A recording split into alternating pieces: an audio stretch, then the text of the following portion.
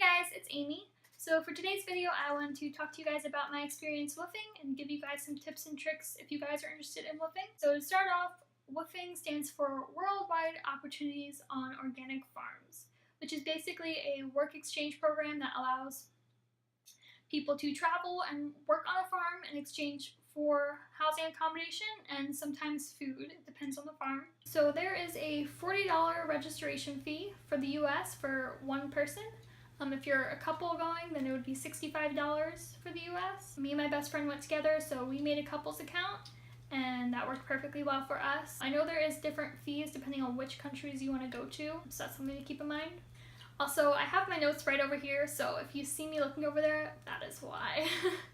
So after you register through the WWOOF website, you have access to thousands of farms in the country of your choice, and from there you can narrow down your search to farms that would suit you. So they have preferences based on how long you want to stay there, what kind of accommodations you're looking for, the type of diet that you eat, if you're bringing children or pets or all that kind of stuff. So after you find a farm that suits your needs, you can email the hosts.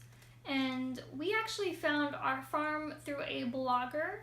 We were interested in farming in the Pacific Northwest, specifically Oregon. So we looked up WWOOF Oregon stuff and found a blog post about a farm in Silverton called Garden Ripe.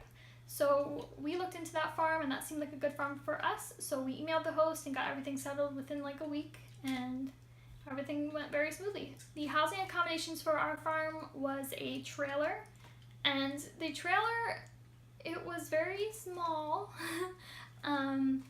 It just basically had like, a little living room area, a little kitchenette, and a bedroom and a bathroom. We only had electric in that trailer. We didn't have water or plumbing or Wi-Fi or anything like that.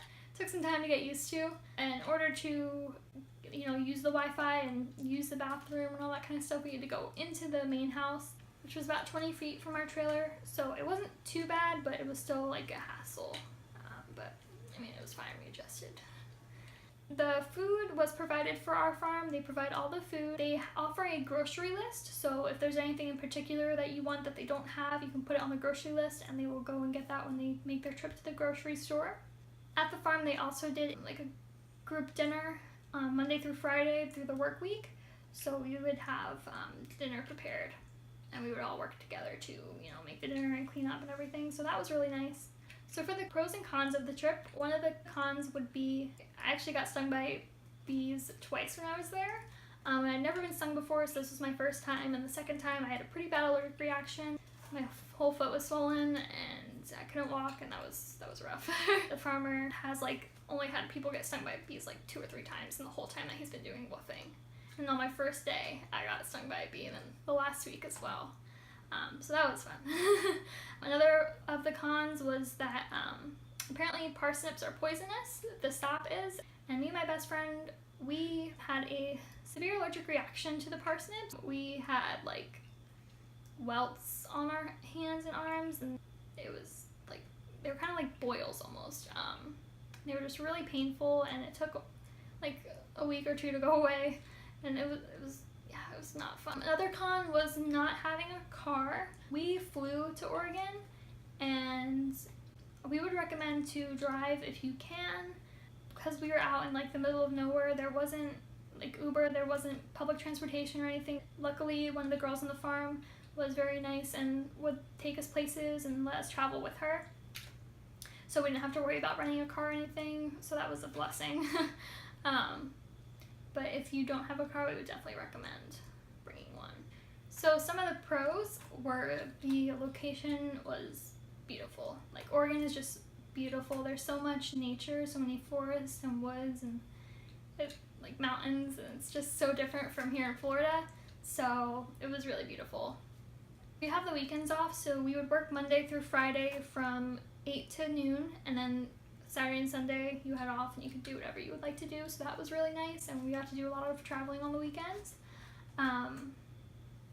And another one of the pros is also that there are plenty of things to do. You're very conveniently located. We went to the coast, and that was only a 2-hour drive or so. We went to Portland one weekend. We went to Silver Falls, got to hike. We went to Mount Hood, and that was really beautiful. So there's plenty of things to do, especially if you're really interested in nature and like love nature as much as I do. It's gorgeous. The work was pretty fair. We would work from 8 a.m. to 12 Monday through Friday, and the work is definitely hard, don't get me wrong. Like, prepare to work hard. Farming is hard work, so you're definitely tired by the end of it. Because at first we were like, oh, 4 hours, like that's nothing, you know? But like, you can get a lot done in 4 hours, and you're definitely exhausted by the end. My tip for other woofers would be to, again, bring a car if you can. That's definitely something that we regret, because we could have done a lot more if we had brought a car. Another tip is to not bring really nice clothes. This is something that me and my best friend didn't realize. Like, we packed more so for a vacation, because I mean it kind of was a vacation, but at the same time it wasn't. So we packed more so for a vacation than like working on a farm. So I would recommend to bring like 1, maybe 2 nice outfits, and like that's it. Most of your clothes are going to be dirty by the end of your trip.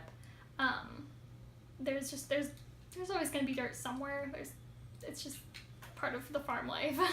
So I would not recommend bringing really nice clothes or really nice things that you don't want to lose. Another tip would be to plan things that you want to do. Like, make a list beforehand and pick places that you really want to go to, and be realistic about what you can do and what you can't do. Having a set list of things that you want to do and having them be realistic and reasonable will really help you plan out your trip. So my last tip would be to plan to work hard.